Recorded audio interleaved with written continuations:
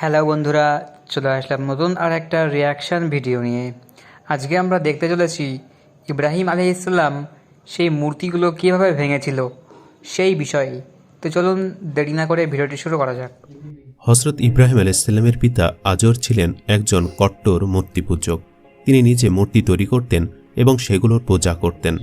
একদা হযরত ইব্রাহিম আলাইহিসসালামের পিতা আজর যুবক ইব্রাহিমকে ডেকে বললেন, বাবা ইব্রাহিম, তুমি এই মূর্তিগুলো বাজারে নিয়ে গিয়ে বিক্রি করে আসো। যুবক হযরত ইব্রাহিম আলাইহিসসালাম তখনও নবুয়ত পাননি। তিনি কৌতূহলবশত তার পিতাকে জিজ্ঞেস করলেন, আব্বাজান, এই মূর্তিগুলোর শক্তি এবং ক্ষমতা কি? ছেলের মুখে এমন কথা শুনে পিতা আজর বললেন, এই মূর্তিগুলোর শক্তি এবং ক্ষমতা হলো, এই মূর্তি আসমান জমিন পৃথিবী সবকিছু সৃষ্টি করেছে, এমনকি আমাদেরকেও সৃষ্টি করেছে। এই মূর্তিগুলো হলো আমাদের খোদা, তাই এই মূর্তিগুলোর উপাসনা এবং প্রার্থনা করতে হবে। এই বলে আজর সেই মূর্তিগুলোকে একটি ঝুড়িতে ভরে ইব্রাহিম আলাইহিসসালামের মাথায় তুলে দিল। অতঃপর হযরত ইব্রাহিম আলাইহিসসালাম মাথায় করে সেই মূর্তিগুলো নিয়ে বাজারের উদ্দেশ্যে রওনা দিলেন। প্রতিমধ্যে রাস্তায় যুবক ইব্রাহিম আলাইহিসসালামের প্রসাবের তলব হলো। তাই হযরত ইব্রাহিম আলাইহিসসালাম মাথা থেকে ঝুড়িটি নামিয়ে রাস্তায় একপাশে রেখে প্রসাব করতে গেলেন এবং কিছু সময় পর ফিরে এসে তিনি দেখেন যে মূর্তিগুলোর শরীর পানিতে ভেজা। এমন দৃশ্য দেখে হযরত ইব্রাহিম আলাইহিসসালাম মূর্তিগুলোকে জিজ্ঞেস করতে লাগলেন, কি ব্যাপার, তোমাদের শরীর পানিতে ভেজা কেন? কিন্তু মূর্তিগুলো তার কোনো উত্তর দিল না। কিছুক্ষণ পর হযরত ইব্রাহিম আলাইহিসসালাম খেয়াল করে দেখলেন যে তার পাশে একটা কুকুর দাঁড়িয়ে রয়েছে এবং তখনও সেই কুকুরের নিচ দিয়ে টপটপ করে পানি পড়ছে। এই দৃশ্য দেখে হযরত ইব্রাহিম আলাইহিসসালামের বুঝতে আর বাকি রইল না যে এই কুকুর প্রসাব করে দিয়ে এই মূর্তিগুলোর শরীর ভিজে দিয়েছে। অতঃপর হযরত ইব্রাহিম আলাইহিসসালাম এবার রাগান্বিত কণ্ঠে চিৎকার করে বলতে লাগলেন, কি ব্যাপার, তোমরা নাকি খোদা? এই সুন্দর আকাশ জমিন সবকিছু সৃষ্টি করেছ, মানুষকে সৃষ্টি করেছ, তাহলে এই সামান্য কুকুরের হাত থেকে তোমরা নিজেকে রক্ষা করতে পারলে না কেন? কুকুর যখন তোমাদের শরীরে প্রসব করছিল তখন তোমরা এখান থেকে দৌড় দিলে না কেন, অথবা কুকুরকে তাড়িয়ে দিলে না কেন? তোমরা কেমন খোদা, তোমরা নিজেকে নিজে রক্ষা করতে পারো না? এ বলে হযরত ইব্রাহিম আলাইহিসসালাম রাগান্বিত অবস্থায় মূর্তির ঝুড়িটা নদীতে নিয়ে গিয়ে ফেলে দিল এবং মূর্তিগুলোকে নদীর পানিতে চুবিয়ে চুবিয়ে গোসল করে তাদেরকে সারিবদ্ধভাবে দাঁড় করালো। এরপর হযরত ইব্রাহিম আলাইহিসসালাম সেই মূর্তিগুলোকে বলতে লাগলেন, তোমরা যদি সত্যি খোদা হয়ে থাকো তাহলে এখান থেকে বাজার পর্যন্ত তোমরা হেঁটে হেঁটে যাবে, আমি সামনে হেঁটে যাব আর তোমরা আমার পেছনে পেছনে হেঁটে যাবে। এই বলে হযরত ইব্রাহিম আলাইহিসসালাম হাঁটা শুরু করলেন। কিন্তু কয়েক কদম হাঁটার পর তিনি পেছনে তাকিয়ে দেখেন যে মূর্তিগুলো সে আগের জায়গায় দাঁড়িয়ে আছে। হযরত ইব্রাহিম আলাইহিসসালাম এবার আরও রাগান্বিত অবস্থায় তাদের বলতে লাগলেন, তোমরা কিসের খোদা? তোমরা এত সুন্দর মানুষ সৃষ্টি করেছ, জমিন সৃষ্টি করেছ, আসমান সৃষ্টি করেছ, তাহলে তোমরা নিজে নিজে হাঁটতে পারো না কেন? তোমাদেরকে আমি কিছুতেই খোদা বলে স্বীকার করি না। অতঃপর হযরত ইব্রাহিম আলাইহিসসালাম এবার একটি রশি বের করলেন এবং সবগুলো মূর্তির কোমরে রশি বাঁধলেন।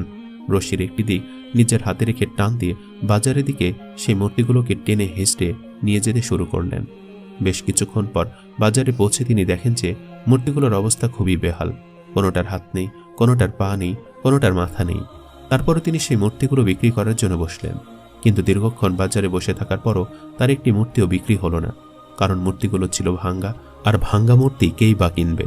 অবশেষে হযরত ইব্রাহিম আলাইহিসসালাম সেই মূর্তিগুলোকে ঝুড়িতে ভরে বাড়ির দিকে রওনা দিলেন। বাড়িতে পৌঁছার পর তার পিতা আজর তাকে জিজ্ঞেস করল, কি ব্যাপার, তুমি তো একটি মূর্তিও বিক্রি করতে পারোনি? পিতার কথা শুনে হযরত ইব্রাহিম আলাইহিসসালাম বললেন, মূর্তি কি করে বিক্রি হবে? এই ভাঙ্গা মূর্তি কেউ কি আর বাজারে কিনবে?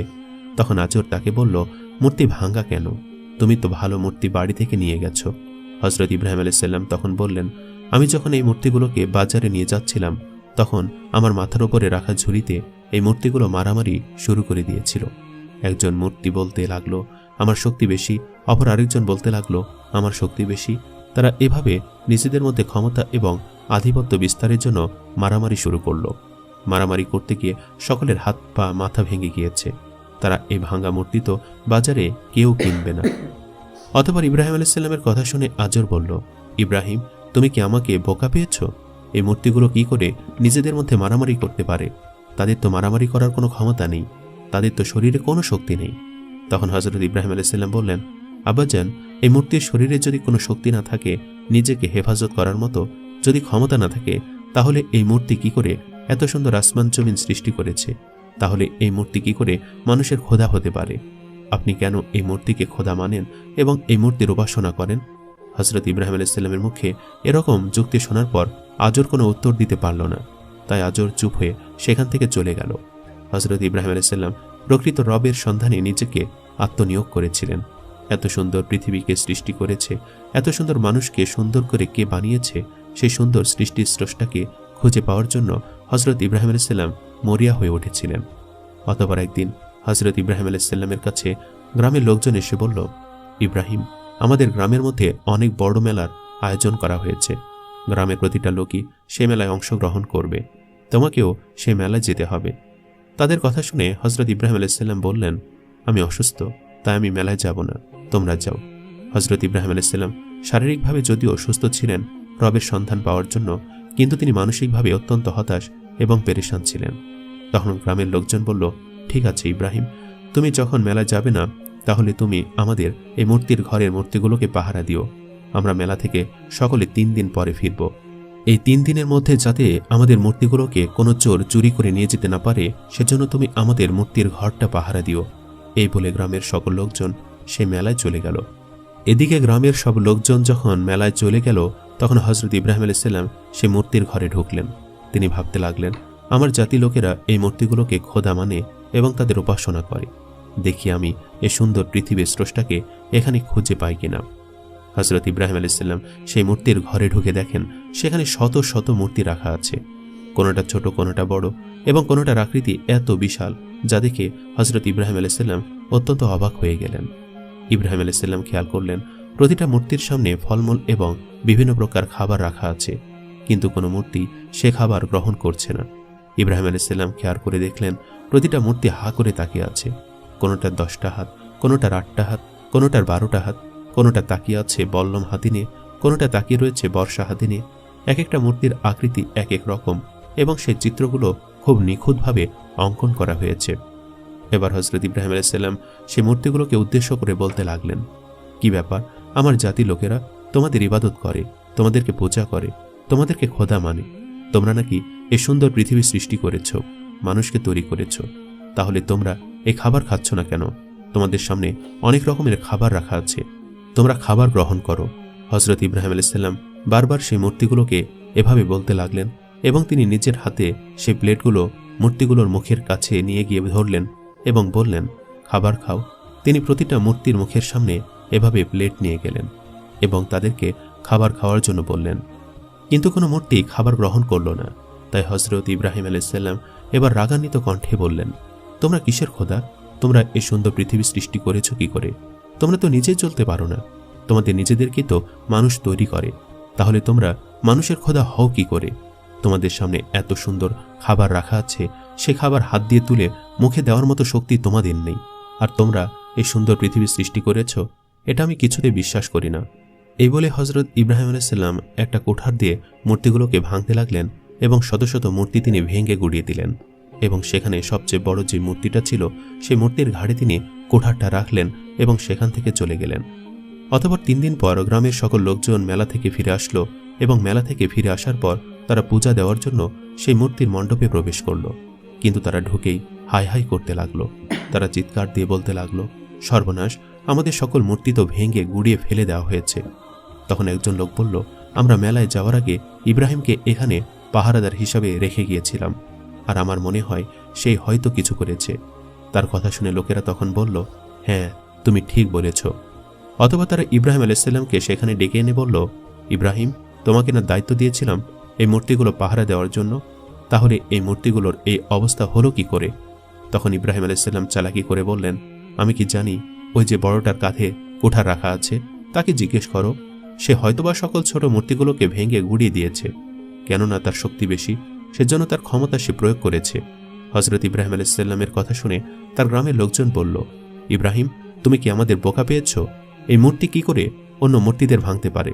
এই মূর্তির শরীরে তো কোনো শক্তি নেই, তাকে তো আমরাই তৈরি করেছি। এটা শুনে ইব্রাহিম আলাইহিসসালাম বললেন, এই মূর্তির শরীরে যদি কোনো শক্তি না থাকে, তাহলে এই মূর্তি কি করে তোমাদের খোদা হতে পারে?